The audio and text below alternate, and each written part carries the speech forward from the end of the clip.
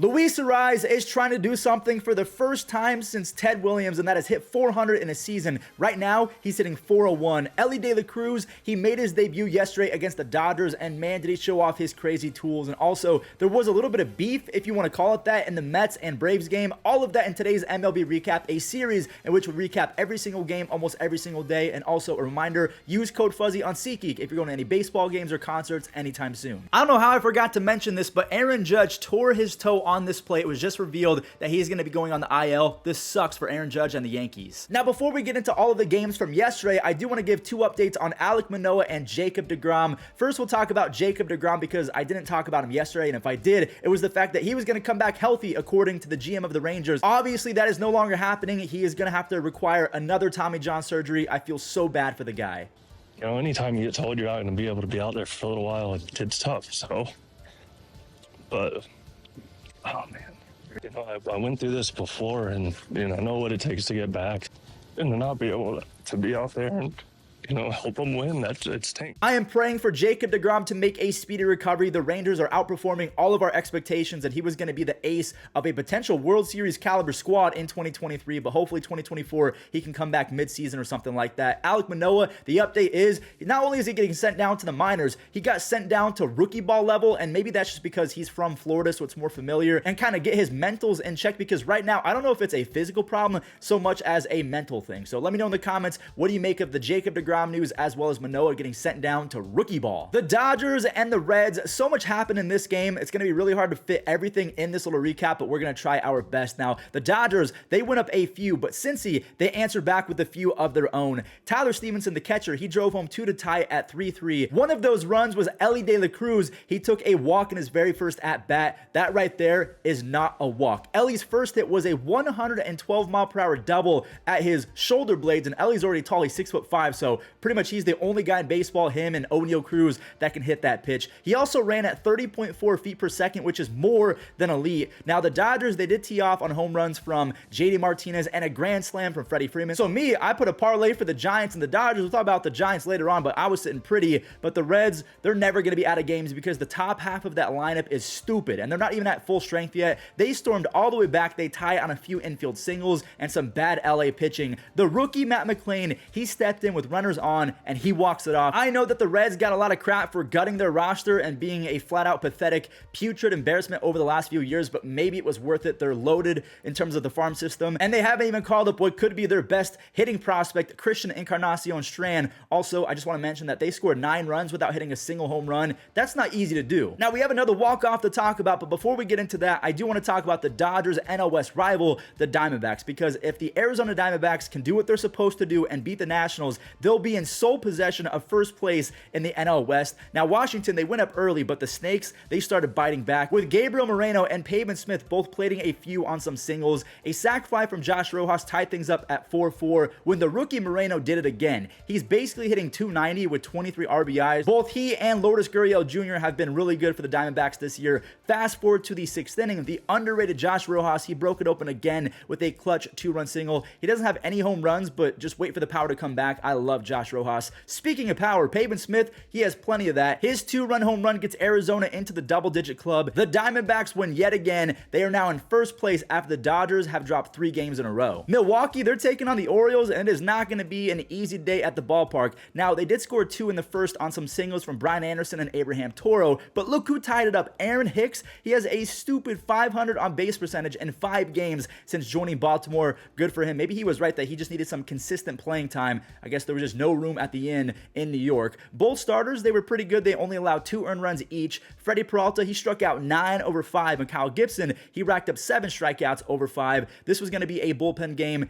and that one hurts if you're a Milwaukee fan, because Ryan O'Hearn, all of a sudden, he's hitting 305 with 8 extra base hits in 20 games. He was a dog for the Royals in his rookie year back in 2018, so maybe a little bounce back season for Ryan O'Hearn. Now, staying with bounce backs, the rookies clutched up for Milwaukee as they bounced back to tie in the 8th on a Bryce Terang single, and there's the walk-off right there. Fellow rookie Joey Wiemer, he got the W for the Brewers. Now, coming up next, we're going to talk about the A's and the Pirates. If the A's can steal the game, the Brewers will be back in first place over the Pirates. Now, the Pirates are probably going to win easy because they're playing the A's. Okay, there's a home run for Shea Langoliers, and Seth Brown gave Oakland the lead momentarily on an RBI double. The Pirates did tie it in the 5th inning, but the A's, they used that to kind of power up and take out their frustrations on the Pittsburgh pitching staff. A's starting pitcher James Kaprielian, he's going to get the W after Jace Peterson and Brent Roker completely took over. There's an RBI single for Jace, then he mashed a 2-run home run 2 innings later, which was followed up by Brent Roker's 2-run home run of his own. He's hitting 200 over the last 4 weeks, so hopefully that gets him going yet again. There's Jace again. That was a moonshot as well. He had a 5-for-5 day with 5 RBIs. So Milwaukee is back in first place after the Pirates got embarrassed, and they're getting embarrassed again right now. The A's scored 7 runs in the first inning of today's game. The Phillies and the Tigers, this is perhaps the easiest game I have ever had the pleasure of recapping.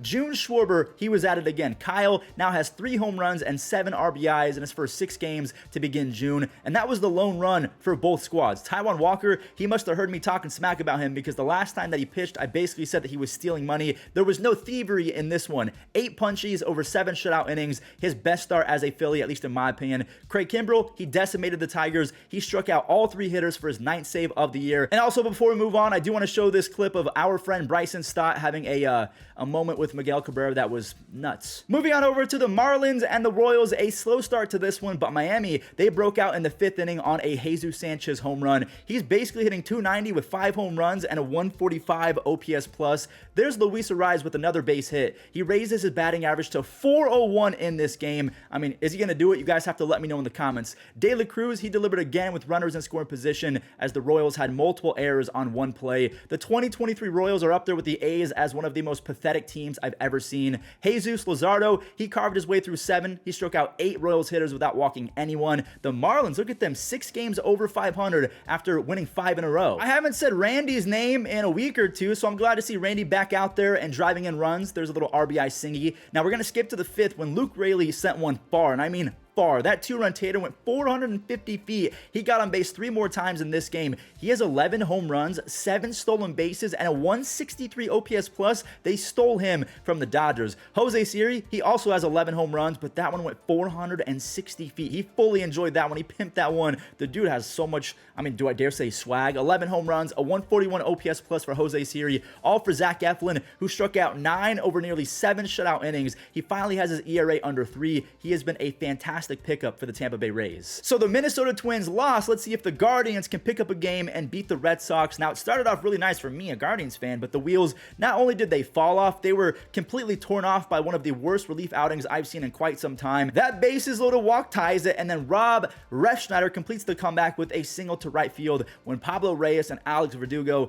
they extend the lead to 5-2. Now, good thing that they did, because Cleveland, they did the annoying Cleveland thing and they got right back into it, but Kenley Jansen, he shut it down in the final inning. He has 13 saves on the year as the Red Sox barely beat the Guardians 5-4. By the way, a tip of the cap to James Paxton, because the last time that we saw him pitch was back in 2021. He had 9 more strikeouts in this game. He has 36 strikeouts in 26 innings. He's been nasty. Here we go. The White Sox facing off against the Yankees in the Bronx. Now, 2 dudes won this game for the White Sox. The first one, Sebi Zavala in the batter's box and Lucas Giolito on the bump. There's 1 home run for Sebi, and it would have been a 2-run home run if Josh Donaldson didn't make one of the craziest plays I've ever seen him make over at the hot corner. He robs Andrew Vaughn, but yeah, Sebi, he popped off again, scoring all 3 runs for Chicago, so that would have been a 3-run home run. My mistake. Lucas Giolito had his best start of the year so far, and probably his best start since throwing a no-hitter. He went 6 innings, did not allow a single run. He had 7 strikeouts. Oh, by the way, he didn't allow a single base hit. He's finally got his ERA under control for the first time in years, even though it's sitting at 3.75, but if you're a White Sox fan, you know that that's really good for Lucas. Liam, he came in, he gave up a home run to Josh Donaldson. Donaldson is looking fantastic, but Liam, he does get the save, his first since coming back from cancer. We have the Astros and the Blue Jays. Now, I don't know if Kevin Gausman is going to get a lot of Cy Young votes, but he's pitching like one of the best pitchers in the league right now. That home run to Mauricio Dubon must have set something off in his brain because he got mad. Toronto, they were sitting really pretty after Springer hit a 2-run bomb, which was followed up by Varsho's 11th of the season. I'm really excited for Varsho because there was so much talk about Moreno and Gurriel Jr. popping off for Arizona, but Varsho, 11 home runs. He's hitting .310 with 3 home runs over the last week. Good for him. Now it's time for Gosman because he channeled something that we've never seen before. He struck out a career-high 13 Astros. He didn't walk anyone. He has a 2.6 ERA. He leads the league in innings pitched, strikeouts, and FIP. That is a recipe for Cy Young success. Bo Bichette, he's putting up MVP numbers. He has 13 home runs while hitting .332 with 41 RBIs and a 150 OPS plus. Whit Merrifield, he's having a bounce-back season, 15 extra base hits, 16 stolen bases after the RBI double. This was a game where Toronto flexed all of their strengths. It was on full display. They're still really good on paper. They beat the Astros 5-1. The Braves and the Mets, lots of emotions in this one, so let's just go ahead and dive into it. Ozzy Albies, he went yard again. He has 13 home runs, and Francisco Lindor, he connected as well. Now, to me, he's having a weird season because he's been good defensively. He does have 11 home runs, 41 RBIs, but he has a .214 batting average and a bad .287 on base percentage. There's Pete Alonso, 22 home runs. Now, he did kind of yell at the pitcher, Bryce Elder. He said, throw it again. Like, he's just saying, throw that pitch again, basically. And this is where emotions played a role. Sean Murphy ripped a huge 2-run double in the 6th, and Marcell Ozuna, he tied it up right after, and relief pitcher Tyler Matzek, he was yelling, throw that pitch again from the dugout, so basically mocking Pete Alonso. Orlando Arcia, he stole the lead back on a single to cap off a huge 4-run 6th inning, and Iglesias collects his 8th save of the year. The Mets, they fall a game under 500. They are 30-31. Let's see if the Rangers can grab a W for their fallen ace, Jacob deGrom.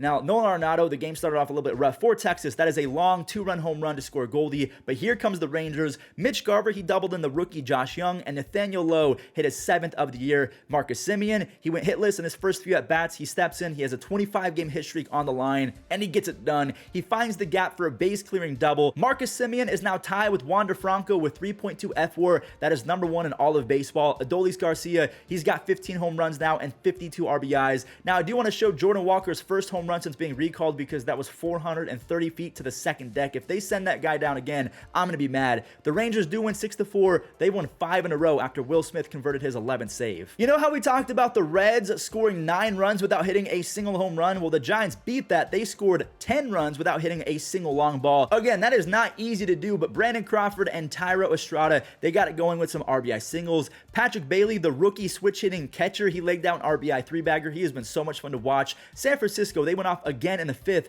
this time for 4 runs. JD Davis, his assault on baseballs continues. He's got a 2-run double. Conforto had an RBI single. And again, San Francisco got into the double-digit club without hitting a single home run. The Giants are back to being 500. Now, I don't think they're a playoff team, but I feel like they can make a lot of noise at the trade deadline because they have a lot of interesting pieces that they could move. The Cubs and the Angels, Ohtani's son, Shohei gets the Halos on the board with his 16th home run. He's so stupid. He's got 29 extra base hits, 42 RBIs, a 145 OPS plus, and looky there, the Angels quite literally have 2 GOATs in one lineup. Mike Trout singled up the middle to tie things at 4-all. He has a 134 OPS plus, which is the lowest in his entire career. The fact that his lowest OPS would be someone's career best, I mean, if anything, that just shows how good Mike Trout has been and how long he's been that good for. Matt Thaiss, he played Shepherd. You get it because he brought home 2 GOATs. Anyways, he put the Halos up 2 after scoring Ohtani and Trout. Taylor Ward had a home run, and Carlos Estevez converted his 15th save. The Angels, they beat the Cubs 7-4. Ty France and Logan Gilbert were the only 2 Mariners to show up early against the Padres. Now, San Diego, they did end up tying it in the 3rd inning, but Logan Gilbert, he got stingy after that. Joe Musgrove, though, I got to tip my cap to him. He was really, really good as well. He struck out 8 Mariners over 5 innings, but he did need 102 pitches, so he got taken out. And as soon as he came out, there goes the tie game. Teoscar Hernandez gave Logan the lead back, and Logan went on to throw 7 innings. He allowed just 1 run on 3 base hits, and then he got even more support on J-Rod's 11th home run. That ball was hit a quarter mile. Paul Sewald, he struck out 2 in the 9th inning. He has 12 saves as the Mariners beat the Padres 4-1. That does it for today's MLB recap. If you enjoyed, leave a like and subscribe. Also, I will be out of town for the next few days, so this will be the final recap at least until Monday, but I am going to be coming out with some content. I got my All-Star ballot coming, as well as me reacting to the power rankings according to MLB. I'll see you guys in those videos. Be safe.